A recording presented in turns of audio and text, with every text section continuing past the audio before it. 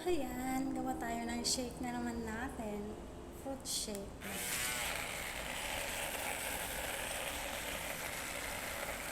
Fruit shake, yun na lang ang lunch natin. Subali ito, yung nasa loob ay banana. Ano ba? Meron siyang cucumber at saka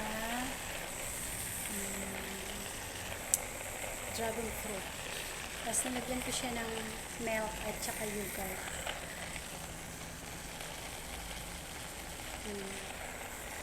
Ayan, gawa tayo ng milkshake natin.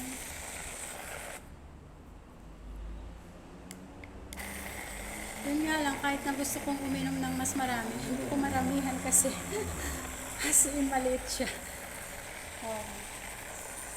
So, hanggang ano lang, 1 glass. Hindi ko siya pwedeng damihan kasi nag-overflow.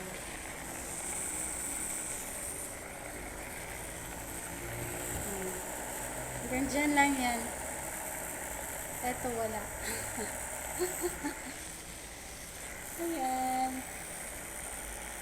Diba?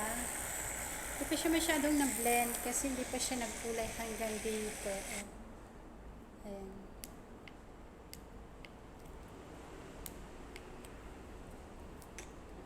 Kulang ng ano.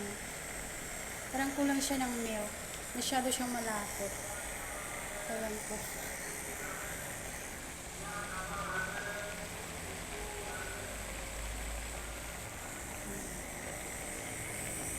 Ayan.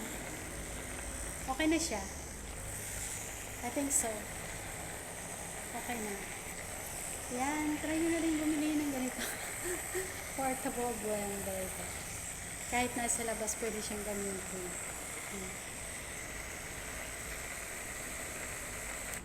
So, ayan. Tapos na. Buksan na natin. Tada!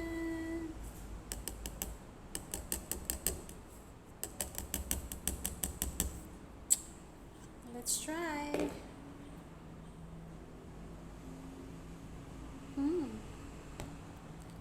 Ulam. Masarap.